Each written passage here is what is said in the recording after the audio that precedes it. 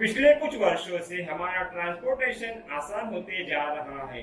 हम लंबे लंबे डिस्टेंस तक बहुत ही कम समय में पहुंच रहे हैं, लेकिन इसके साथ में प्रॉब्लम बढ़ती जा रही है। वो है घुटनों के दर्द और पाँव के दर्द की। क्योंकि जितनी हमें जो ये ट्रांसपोर्टेशन की सुविधा ज्यादा मिल रही है, आसानी से मिल रही है, उतना ही हमारा चलना बहुत कम हो रहा है। और निसर्ग का यह एक नियम है कि जो चीज का हम यूज नहीं करेंगे वो कमजोर होते जाएगी, डैमेज होते जाएगी। यह कार, बाइक, रिक्शा ये सब बहुत आसानी से मिलने की वजह से हमारा चलना बहुत ही कम होते जा रहा है। जो हमारी ये 11 नंबर की व्हीकल है, यानी जो ये दो पाव है, उसका इस्तेमाल बहुत ही कम होते जा रहा है। और इसी का यह परिणाम है कि जो बीमारी सिर्फ ओल्ड एज में होती थी, यानी हमारा घुटनों का दर्द, वो अभी छोटी उम्र के लोगों में भी पाई जा रही है। जी हाँ, काफी यंगस्टर भी मैं देख रहा हूँ जिन्हें नी पेन, लेग पेन शुरू हो चुका है। तो इस वीडियो में हम इस बीमारी से मुक्ति पाने के लिए दो पावरफुल होम्योपैथिक मेडिसिन के बारे में जानेंगे, जो इसके दर्द को भी आपको कंट्रोल करने में मदद करेगी और साथ में इसकी जड़ों को नष्ट करने के लिए बहुत ही यूजफुल है। हेलो फ्रेंड्स, मैं डॉक्टर आशीष एल ठक्कर, होम्योपैथ और health and weight loss coach, जिसे आप डॉक्टर अर्क के नाम से जानते हैं। क्या आप किसी हेल्थ प्रॉब्लम या ओबेसिटी से परेशान है, दुखी है और इन समस्याओं के रिलेटेड आपके कोई क्वेश्चंस है, या आप अपनी प्रॉब्लम के लिए बेस्ट होम्योपैथिक मेडिसिन का नाम जानना चाहते हैं, तो अपना क्वेश्चन कमेंट में जरूर लिखिए। तो चलिए इस वीडियो के मेन टॉपिक में आगे बढ़ते हैं।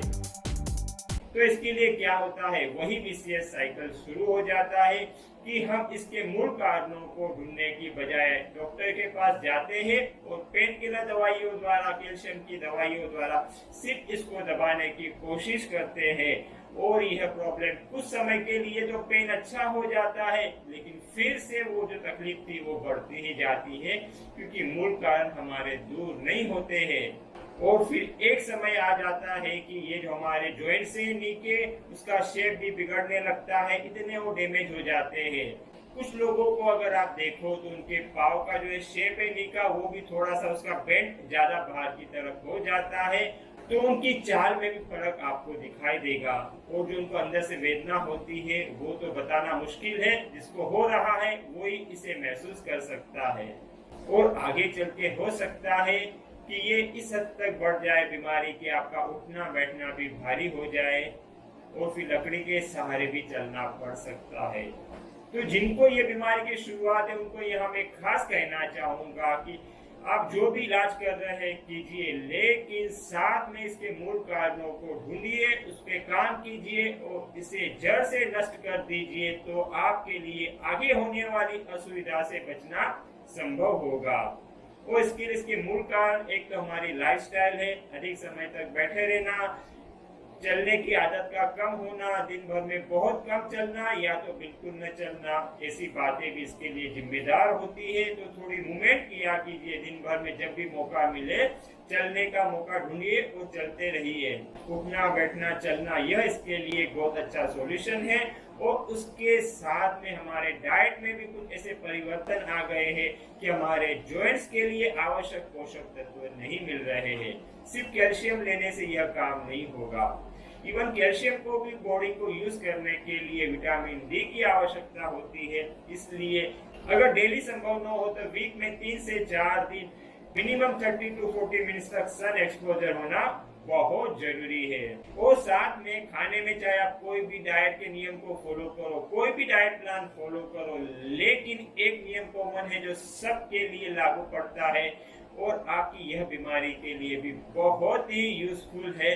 वह है कि आप खाने में जो नेचर ने आपके लिए फूड डिसाइड किया है, होल प्लांट बेस्ड फूड है, जो हमारे फल है, सब्जियां है, और उसे खास करके कच्चे रूप में, और आपकी जो एरिया में, आपके लोकेशन में, आप जहाँ रहते हो वहाँ पर जो रीजनल है आपके लिए, वैसे फ्रूट्स और वेजिटेबल्स को आपको खाना बहुत ही आवश्यक है। अब हम जानेंगे उन दो पावरफुल होम्योपैथिक मेडिसिन के बारे में जो इस बीमारी से आपको मुक्ति पाने के लिए बहुत ही हेल्पफुल है। तो इसके लिए जो हमें फर्स्ट मेडिसिन यूज करना है उसका नाम है रस्टॉक्स 30CH। और इसके साथ में हमें और एक मेडिसिन यूज करना है जो इसकी जड़ों को नष्ट करने के लिए बहुत ही यूजफुल है, क्योंकि इस मेडिसिन से जो आपका हीलिंग पावर है वो बूस्ट होता है और साथ में आपके बॉडी के अंदर और आपके जॉइंट्स के अंदर जो टॉक्सिन जमा हुआ है, जो एसिडिक कचरा और अन्य कचरा जमा हुआ है, जिसकी वजह से भी ये बीमारी ठीक होने में सबसे बड़ी बाधा निर्माण होती है, तो उसे ठीक करने के लिए भी ये बहुत ही यूजफुल है। और ये सेकंड मेडिसिन का नाम है फिकस इंडिका 30CH। जी हाँ, हमें ये दोनों मेडिसिन को 30CH लिक्विड डाइल्यूशन में यूज करना है। इस मेडिसिन को कितने मंथ तक लेना है, आपकी यह बीमारी कितनी तीव्र है, कितनी पुरानी है और आपको ये 2 महीने में मेडिसिन द्वारा कितना फर्क पड़ा है, इन 3 फैक्टर्स पर यह दवाई को कंटिन्यू करना कि नहीं करना इसका आधार होता है। इसलिए 2 महीना यह दवाई लेने के बाद में आप मुझे कमेंट में बताइए कि आपकी यह बीमारी कितनी तीव्र थी और कितनी पुरानी थी, और यह भी बताइए कि यह 2 महीने की मेडिसिन लेने के बाद में आपको कितना और कैसा फर्क पड़ा है। तो मैं आपको बताऊंगा कि आपको ये मेडिसिन को कंटिन्यू करना है या नहीं करना है, और कंटिन्यू करना है तो कितना करना है। तो चलिए दोस्तों, जानते हैं कि इस दवाई को हमें कैसे लेना है और कितना लेना है। तो इसके लिए पहले हमको 5 चम्मच पानी को लेना है। 1, 2, 3, 4 और 5। आप चाहे तो पानी के 4-5 चम्मच ज्यादा भी ले सकते हैं, कोई दिक्कत नहीं है।